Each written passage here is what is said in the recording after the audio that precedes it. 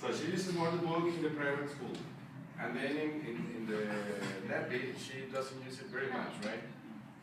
But I think in the NEPI you use the book, right? You have to use the book a lot.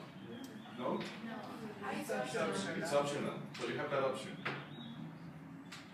So that would you say that that's part of that happens because she has a lack of knowledge in the pedagogical knowledge, or is that part of the teacher matrix?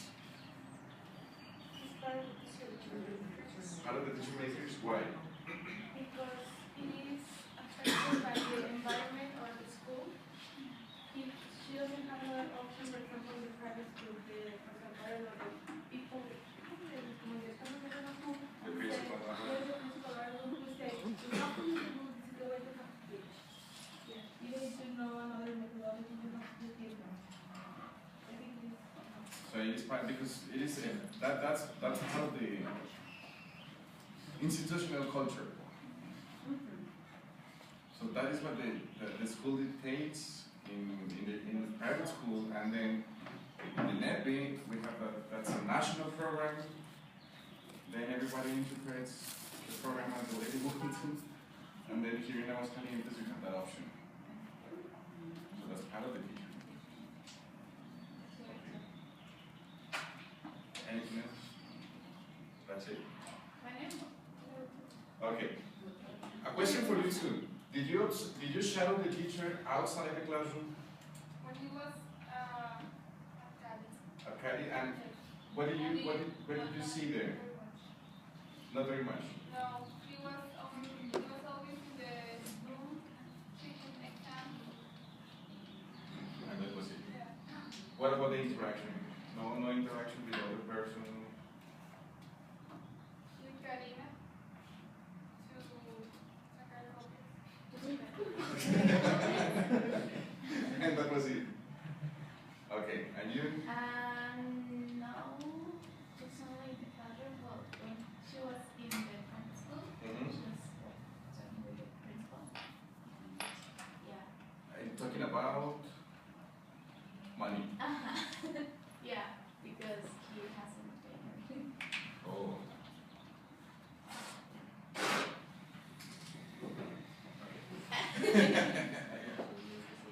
That's it? Okay. Frank? Well, I was a shadow of Maya Torres. Margaret Torres? Towers. She is teaching 8th level. So she has a very advanced students. So I focus on the belief, the teacher role, and one and the so the class was divided in two. The first section was about homework. She was checking the homework and clarifying some doubts because the second part was about an exam. So I was focusing on the beliefs, right? So at the very beginning, I think she was very like she wanted to create a very friendly and comfortable environment. So I think she's one of her beliefs. She thinks that by creating this environment, the students will be more like freely express themselves. You know, and they were very eager to express to what they do during the weekends and so on. So if they feel comfortable, they will be more participation in class. Yes, because she's very friendly and all the students wanted to participate. It was interesting to see like everybody wanted to share what they did during the week. So it was a good approach to me. Then she was telling them about the exam, but she was like creating this almost like, don't worry, it's gonna be very easy, you are capable, it's gonna be okay. So she was very friendly and encouraging. Sorry? And then what else? You know what I like about her? And I think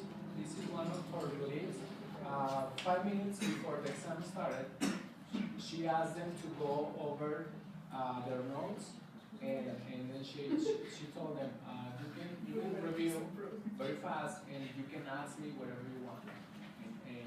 And I'm going to be helpful. I want you to do well in the exams.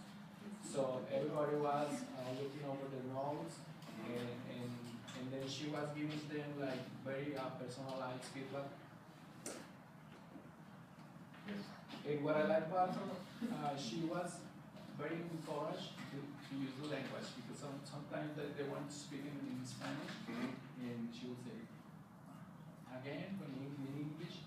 So she encouraged them to speak English at all times, which I believe is good for them. So another belief we can say that is that English should be used all the time in the classroom. Yeah, because for most of them, it's the only place where they can practice English. So she encouraged them to really use the language. Okay, before you continue, that aspect that you mentioned about asking or giving the students a chance to review before the test, we can say that's part of dynamic assessment. I don't know if you saw testing, evaluation. Did you see dynamic assessment? No.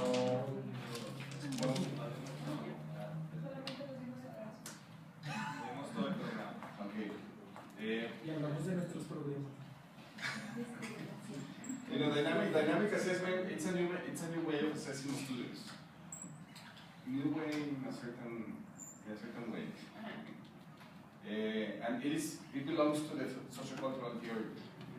And this idea of assessment is more of interaction. So what she did is one little part of dynamic assessment. In dynamic assessment, what you do is that you give your students a test. And you can tell them, the teacher has to monitor all the time. You have to be monitoring, and then you check and you tell them, this one is not correct. That's the only thing you say. And then you continue. And then you say, remember what we saw, when we saw the class about simple present? Check this. And you give the proofs. And they're like, and then you walk around again, and then you see, she didn't get it. Okay, remember about simple past? Check this. And then you go again. But is it during the exam? During the exam. There's like giving a hand. You're giving hints. Hints to your students. That's one aspect of dynamic assessment. Because then you're helping your students to remember. And that will be more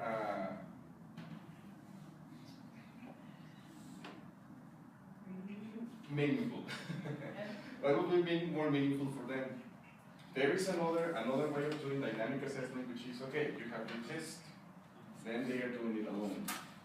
And then after maybe 10 minutes, you tell them, okay, now I want you to work in pairs.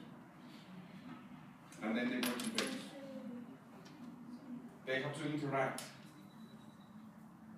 And the most important thing during this interaction in the test is that you have this one is incorrect. Remember that we saw that the simple present is we have to use the S, and that we have to use the auxiliary.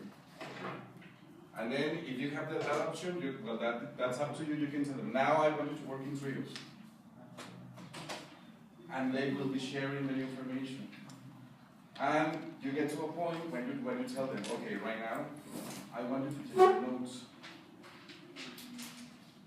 And that is not cheating, that is just taking into consideration what they already have and just corroborating that they have it correctly. So what she was doing was a pilot dynamic assessment. So now we'll give you the chance to review. I will answer all your questions, and now you can do it. And she moved on to the traditional assessment. But this is, but not a lot of teachers are like in favor of this assessment. Field correction. Yes, field correction will be within dynamic assessment. Yes. But as I tell you, a lot of teachers don't believe in this one because they think that it is cheating. But it is not cheating, it's just like, I'm helping, you know something that I don't know, and I know something that you don't know. Exactly. So we will help each other. That's why it's part of the dynamic of the sociocultural theory. It was developed taking into consideration that theory, Vygotsky's idea. Okay, well, I'm sorry. Continue. Now that you mentioned about monitoring Yes. during the exam, I heard that she doesn't believe that it was like necessary to monitor the students because they, as I told you, they are very advanced, and she wasn't really monitoring them. She was just answer their questions. So I write down that one of her beliefs is believe in the students and trust them. And I actually had the opportunity to ask her, and she corroborated my idea. She is very in favor of motivating the students since the beginning of the class, and also as you mentioned before, you are in favor of making the content, looking for the way to make the content very easy for the students. Mm-hmm. So she's in favor of that too, and also what I just told you about. She said I don't have to be monitoring them; they're very advanced. I mean, they don't want to quieren hacer huellas. They know that they have to perform in a certain way, so they won't be copying each other. So she's in favor of that. What else? I think her role was facilitator. She places a lot of responsibility on the students. And how do you call that? Sorry? How do you call that? Remember that when we talk about when you give the responsibility to your students.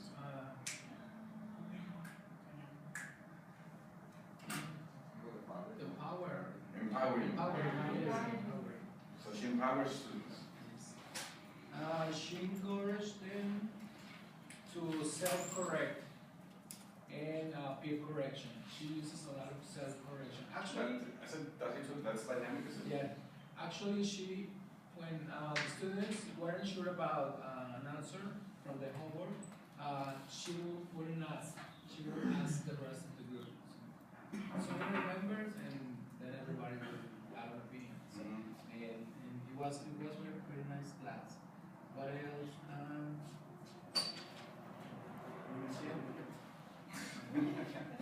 I noticed a lot of expert teacher characteristics. For example, she combined the new content with the prior one. She was very remember we saw one in previous class, and then she linked with the new. There was a lot of recycling. Yeah, and also prior. What else? But she using that previous lessons very spontaneously. I mean, she didn't prepare. She was using the previous knowledge, but you could see that she was spontaneously using it. And what else? What about this? What about the knowledge? Well, she has all the knowledge. She's an expert. She demonstrated a lot of knowledge. And also the organization. And as I told you, I know, but this is pedagogical, right? The way she engaged all the students in one particular student, that was she engaged all the students. So That's part of the pedagogical. What about curricular knowledge? Like, remember, what is the curricular knowledge about? It's regarding values. Regarding the values and beliefs. Beliefs. What is taught through the school and what? What is taught by the truth. What is taught in the curriculum and how it one aspect or one subject is connected to another subject, and this one is connected to another subject. In this case, we have it easy because we have English 1, 2, 3, 4, 5, 6, 7, 8, 9. Okay, I don't remember how many levels. So how this level 8 connects to level 9, and how level 1, 2, 3, 4, 5 have a relationship with this level. And how this is related to the values of the university, to the beliefs, and so on and so on. So that has to do also with the way she motivated, like humanistic approach. Humanistic idea.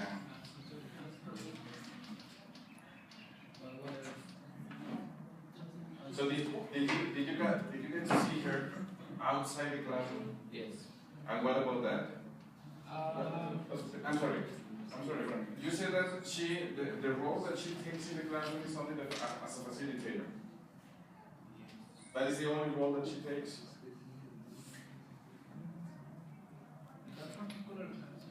Yes. So it was, did you shadow her only in one class? Oh yeah, okay. And now tell us outside the classroom. We were having lunch together. Okay. So that was the Did you eat? Shadows don't eat.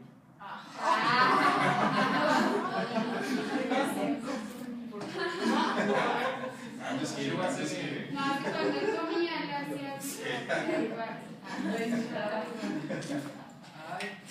observed that she shared experiences with Eras about the issue and the struggles. I mean, like for example, her screen didn't work, so they were sharing that kind of struggles. What else? That's the time that I had the opportunity to ask her about her beliefs, and also if she considered herself an expert on speech. And what did she tell you? As when I asked you, she said, I don't know, you tell me. She said, I didn't tell you that. yes. I did. I'm sorry. So she told me, I don't know, I like to consider myself an experienced teacher, but I don't know. She said, I don't want to say that. That's not for me to say. That's what she said. But I believe that she's very experienced. I don't know about the expert, as I told you before, but I believe she has enough experience, and you can see it. But you said she was an expert. Yes. Yes, well, according to the... According to the characteristics that we saw, that she's an expert teacher. But you should have told her, you're an expert. According to me, and according to the authors that we read in class, so you're an expert. Yeah, actually I told her, and she happy, so she was very happy. And very quiet.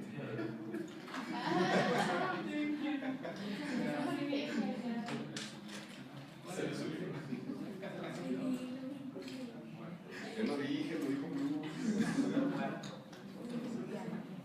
Solo repetí lo que dijo. No regañes. Okay. That's what Frank mentioned, that Heras and Maya were discussing issues related to the job, like the classroom issues. That's what we call dialogic inquiry. Yeah, through dialogue, you get to know a lot of things, a lot of perceptions. So when you share these experiences with your friends, maybe you're not doing it with the sake of, maybe you're just doing it with the sake of just getting gossiping, or getting gossip. But even when you do it like that, you learn a lot. Through this dialogue, we learn a lot. Because you share something, you know something, and then you share it with me. And vice versa. Bless you. And that's what we call it, dialogic inquiry. What we learn from them? Yes. Yeah, the usual conversations you have related to a topic. Anything else, right? I just have one more. During the listening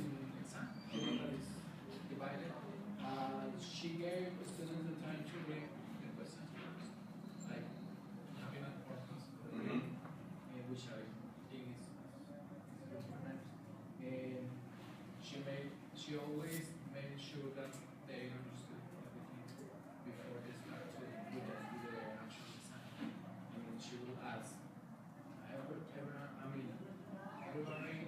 understood, and she was like, you could see that she loved teaching. She's very passionate about it.